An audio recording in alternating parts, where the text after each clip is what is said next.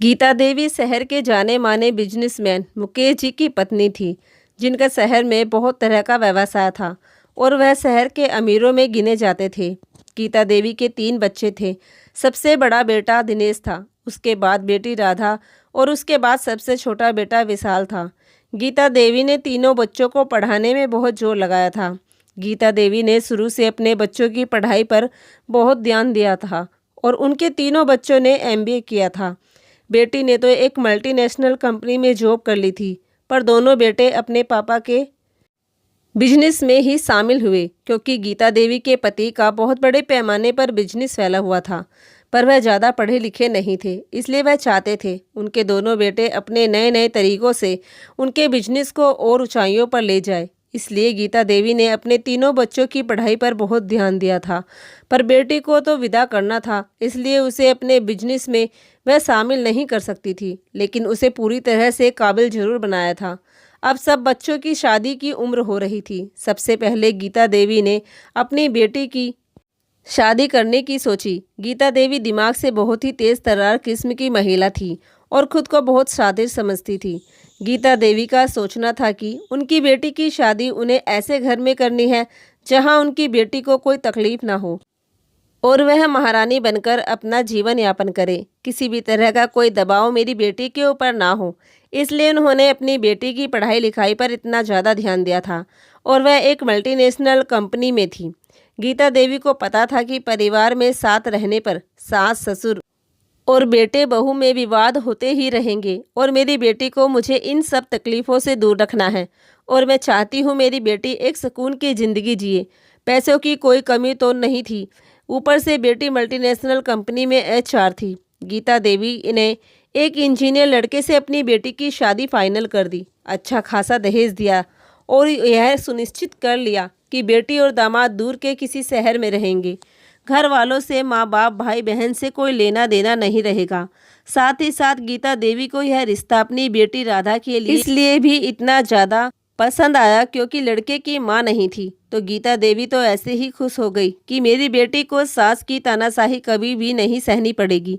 काफ़ी आगे की सोच कर चल रही थी वह, और उन्होंने बेटी की शादी कर दी। बेटी अपने पति के साथ दूसरे शहर में आराम की ज़िंदगी बिता रही थी। ससुराल से उसे कोई लेना देना नहीं था। ससुराल में सास थी नहीं, 2 जेठ जेठानी थे और ससुर जी और गीता देवी की बेटी राधा को किसी से कोई मतलब नहीं था। यदि सास होती तो शायद कभी उसे ससुराल में रहना भी पड़ता, पर उस ओर से भी वह मुक्त थी। अब गीता देवी अपनी बेटी के लिए बहुत खुश थी। वह जब भी अपने मायके आती ससुराल सिर्फ मेहमान बनकर जाती और वापस मायके में आ जाती। ससुराल में राधा को कभी रहना नहीं पड़ा और ससुराल में रहने के लिए उस पर कोई दबाव भी नहीं था, क्योंकि वहाँ कोई सास नहीं थी। गीता देवी ने यही तो चाहा था अपनी बेटी के लिए कि उनकी बेटी को किसी प्रकार का कोई बंधन ना हो और वह आत्मनिर्भर रहे, ताकि यदि कभी कोई परेशानी हो भी जाए तो कोई ससुराल वाला उसके ऊपर हावी ना हो पाए। अब गीता देवी ने अपने बड़े बेटे दिनेश की शादी करने के बारे में सोचा। गीता देवी का दिमाग अलग लेवल पर चल रहा था। उन्होंने सोचा कि जैसी उनकी बेटी है, अगर इस तरह की पढ़ी लिखी तेज तर्रार लड़की को घर की बहू बनाकर ले आएंगी तो वह उनके दबदबे में कभी नहीं रहेगी। और गीता देवी का तो यही सोचना था कि जो भी उस घर में बहू बनकर आए वह जिंदगी भर उनकी और उनकी बेटी की जी हजूरी करे और कभी अपनी जुबान उनके आगे ना खोले, और साथ ही साथ उसके मायके वालों की हैसियत उनसे काफ़ी कमतर हो, क्योंकि अगर मायके की हैसियत भी उन्हीं के बराबर होगी तो वह कभी उनके दबाव में नहीं रहेगी और उनका दबदबा समाप्त हो जाएगा। क्या पता वह उनके बेटे को लेकर अलग भी हो जाए। इसलिए काफ़ी सोच विचार कर गीता देवी ने अपने से बहुत कम पैसे वाले घर में अपने बेटे की शादी तय की। लड़की की पढ़ाई भी अभी पूरी नहीं हुई थी, उसका ग्रेजुएशन का लास्ट ईयर चल रहा था। लेकिन इतने बड़े घर से रिश्ता आया देख लड़की के माता पिता ने सोचा हमारी लड़की के तो भाग ही खुल गए, और उन्होंने तुरंत ही शादी के लिए हाँ कर दी। और इस तरह से दिनेश की शादी एक कम पढ़ी लिखी सीधी सादी लड़की बरखा से हो गई। गीता देवी ने यह सब कुछ सोच समझ कर किया था। अब बात बात पर गीता देवी बहू को ताना मारती थी और बरखा चुपचाप सारे तानों को सुनती थी और कोई जवाब नहीं दे पाती थी, क्योंकि वह बहुत सीधी सादी थी। वह मायके से उतनी अमीर नहीं थी जितना उसका ससुराल था, पढ़ी लिखी भी वह ज़्यादा नहीं थी। गांव के सरकारी स्कूल से ही उसने पढ़ाई की थी, तो इंग्लिश में भी उसकी कोई अच्छी खास नहीं थी। और यहाँ गीता देवी की बेटी, जो कि हर 3 महीने पर मायके का राउंड करने आती थी, माँ बेटी ने मिलकर बड़ी बहू बरखा का जीना मुश्किल कर रखा था। बात बात पर गीता देवी बहू को ताने मारती थी और ननंद राधा बात बात पर अपनी भाभी बरखा का मजाक उड़ाती थी। दोनों हर काम अपने हिसाब से करवाती रहती थी। पूरा दबदबा बना कर रखा था माँ बेटी ने बरखा पर। बेटी के आने पर माँ बेटी मिलकर बड़ी बहू बरखा का मजाक उड़ाती थी। कभी बरखा की ननंद राधा बरखा के कम पढ़े लिखे होने का मजाक उड़ाती, तो कभी बरखा को इंग्लिश नहीं आती इस बात का मजाक उड़ाती। कुल मिलाकर बरखा का कोई अस्तित्व नहीं रह गया था।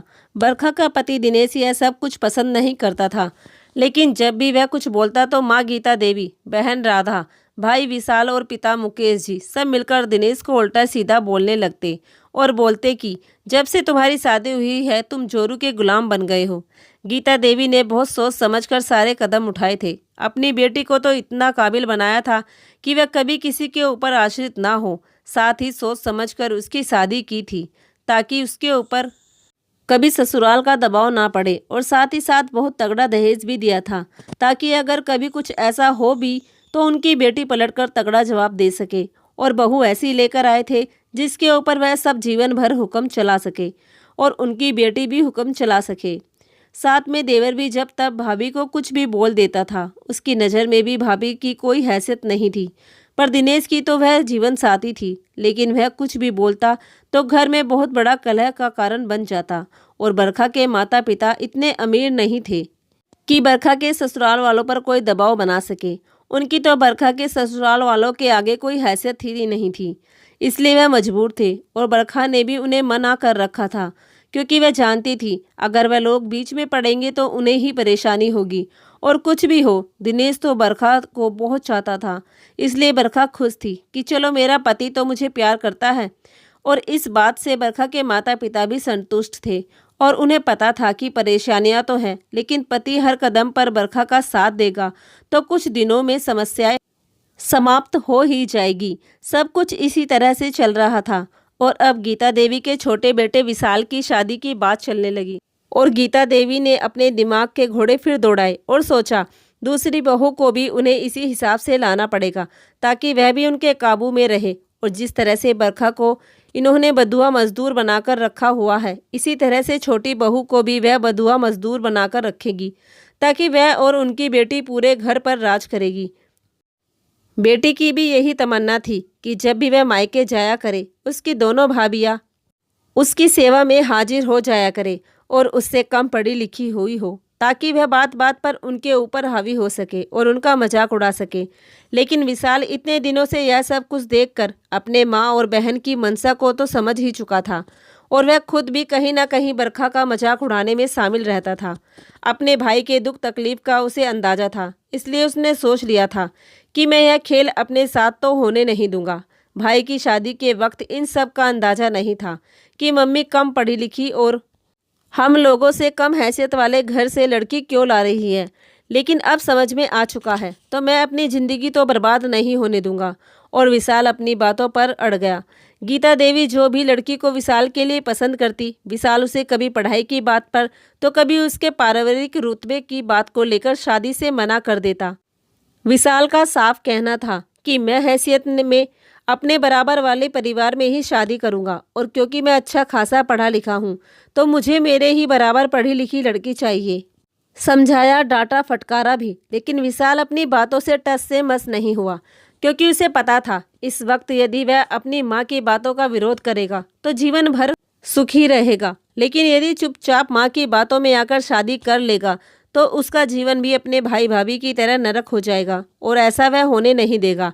इसलिए विशाल अड़ गया था कि वह अपनी पसंद की लड़की से ही शादी करेगा जो उसे पसंद आएगी, ना कि माँ और बहन की पसंद से।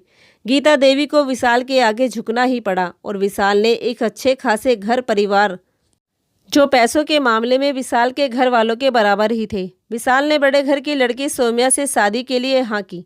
सौम्या ने भी शुरू से कॉन्वेंट में पढ़ाई की थी और एमबीए कर रखा था। शादी के बाद जब सौम्या विदा होकर आई तो सासू माँ और ननद ने थोड़ा बहुत अपना रंग दिखाया, तो सौम्या ने काफ़ी अच्छे से उसका जवाब दिया, क्योंकि वह पढ़ी लिखी थी, पैसे वाले घर की थी, अच्छा खासा दहेज भी लेकर आई थी, तो किसी के दबदबे को वह क्यों सहती।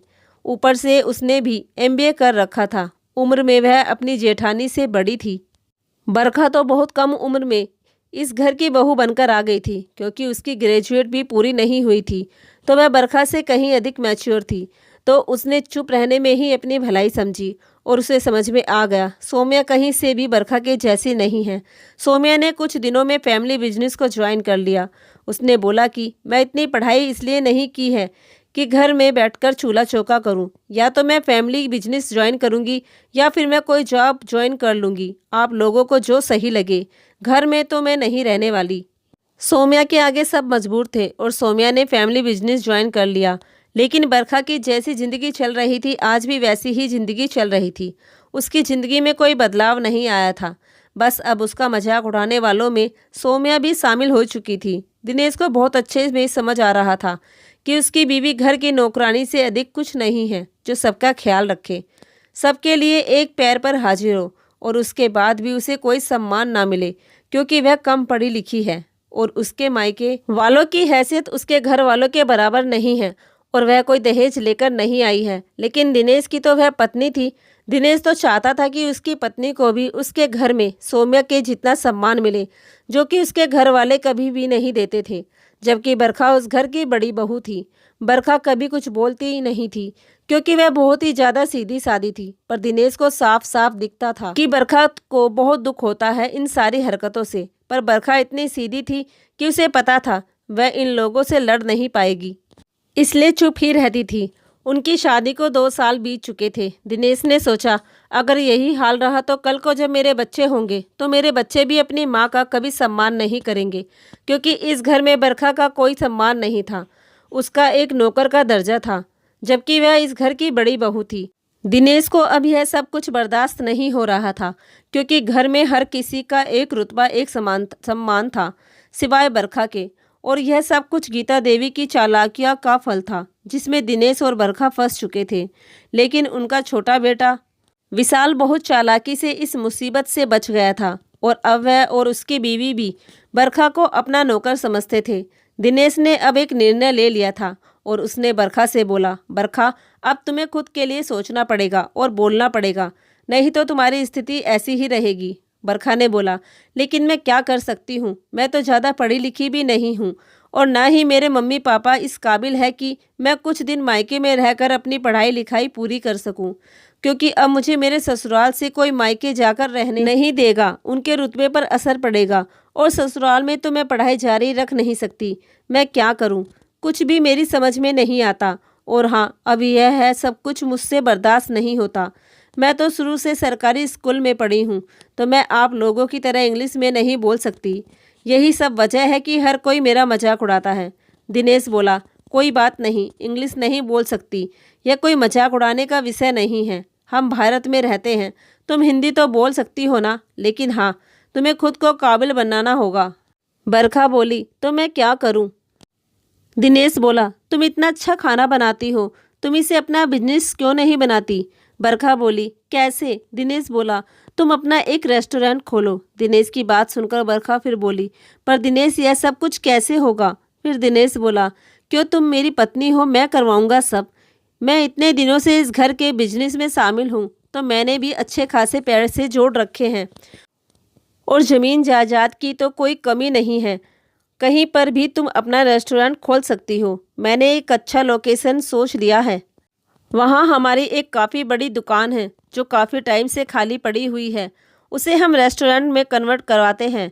भगवान की दया से पैसे की हमें कोई कमी नहीं है। बस अब हमें अपनी काबिलियत दिखानी है, और सारा कुछ बरखा की देख रेख में होगा। पहले तो इस बात के लिए घर में बहुत बड़ा हंगामा हुआ कि बरखा यह सब कुछ करेगी तो घर कौन संभालेगा। दिनेश बोला, बरखा इस घर की नौकर नहीं है जो घर संभालने के लिए खुद को बर्बाद कर दे।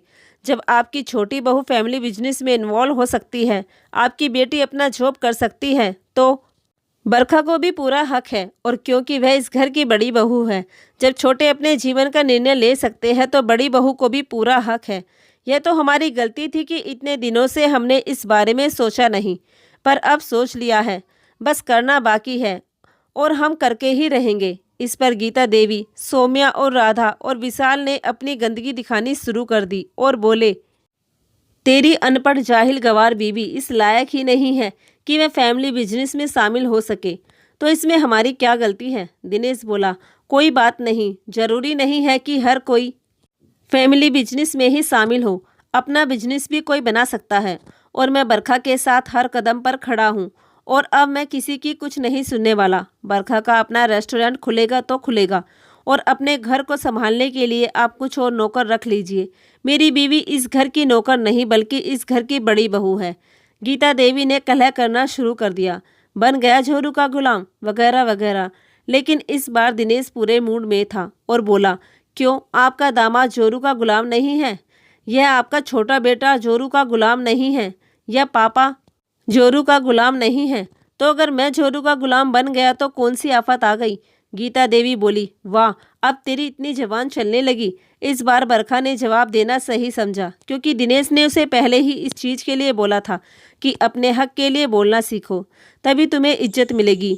बरखा बोली, क्यों, आपके छोटे बेटे और बेटी की इतनी जुबान चलती है आपके आगे? तब फिर दिनेश तो आपके बड़े बेटे हैं, उनकी जुबान नहीं चलेगी?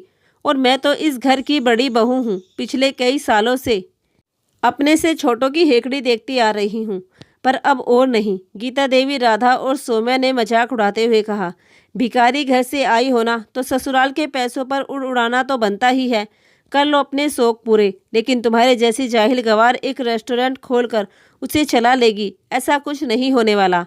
लेकिन हाँ, यह पता है कि तुम्हारे ससुर जी के और ससुराल के कुछ पैसे जरूर डूब जाएंगे, लेकिन कोई बात नहीं, हमारे पास इतना पैसा है कि उतना घाटा तो हम बर्दाश्त कर सकते हैं।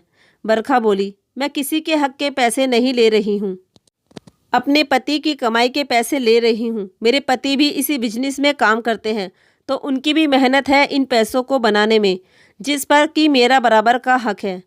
अब सबको समझ में आ गया था कि बरखा और दिनेश दोनों के मुंह में अब जुबान आ चुकी है और दोनों अब इन लोगों की हेकड़ी बर्दाश्त नहीं करने वाले। कुछ दिनों के बाद बरखा ने अपना एक रेस्टोरेंट खोला, जिसमें उस राज्य के सारे पारंपरिक पकवानों का प्रबंध था, जिसकी देख रेख बरखा स्वयं किया करती थी और मदद के लिए उसने कई स्टाफ रख रखे थे। दिनेश भी बीच बीच में आकर बरखा की मदद करता था। सबको पूरी उम्मीद थी कि बरखा यह सब कुछ नहीं कर पाएगी, लेकिन बरखा ने दिन रात एक कर दिया और 1 साल के भीतर भीतर उसने अपने रेस्टोरेंट को शहर का जाना माना रेस्टोरेंट बना दिया और धीरे धीरे पूरे शहर में फेमस हो गया।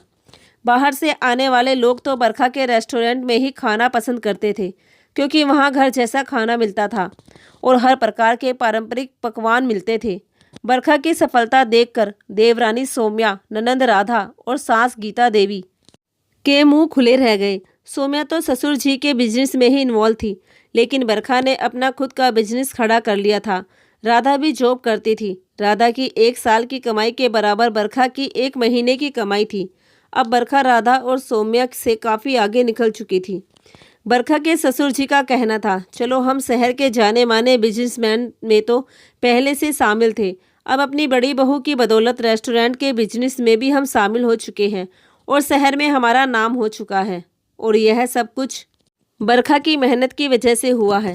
सौम्या ने तो जमे जमाए बिजनेस में ही हाथ जमाया, लेकिन बरखा ने एक नया बिजनेस खड़ा किया रेस्टोरेंट का, जो कि हमारे परिवार में किसी ने नहीं किया था और इसमें सफलता भी पाई है।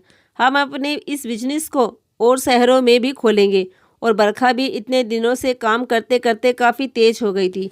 अब वह पहले वाली बरखा नहीं रही थी और अब उसे कोई कुछ भी बोलने से पहले 100 बार सोचता था। और गीता देवी, राधा, विशाल और सौम्या को बहुत अच्छे से समझ में आ चुका था कि बरखा उनसे कहीं ज़्यादा आगे निकल चुकी है और अब किसी को भी बरखा को ताने मारने की कोई हिम्मत नहीं थी। लेकिन यह सब कुछ हो पाया सिर्फ और सिर्फ तब जब बरखा और दिनेश ने खुद के लिए कदम आगे बढ़ाया। नहीं तो अगर वह इस तरह से नहीं सोचते तो जिंदगी भर इस चक्कर में पिसते रहते जिसमें कि वह पिस रहे थे। अब बरखा और दिनेश ने अपना परिवार आगे बढ़ाने की सोच ली थी, क्योंकि अब दिनेश को बहुत अच्छे से पता था कि उसके बच्चे अपनी माँ की पूरी पूरी इज्जत करेंगे और अब घर में भी बरखा को पूरा मान सम्मान और पूरी इज्जत मिलती थी, क्योंकि बरखा शहर की जानी मानी हस्ती थी। अपनी हिम्मत और अपने पति के साथ के कारण। तो दोस्तों, आप लोगों को ये कहानी कैसी लगी कमेंट में लिखकर ज़रूर बताना। और अगर कहानी पसंद आई हो तो प्लीज़ हमारे चैनल को ज़रूर सब्सक्राइब कर लेना। धन्यवाद।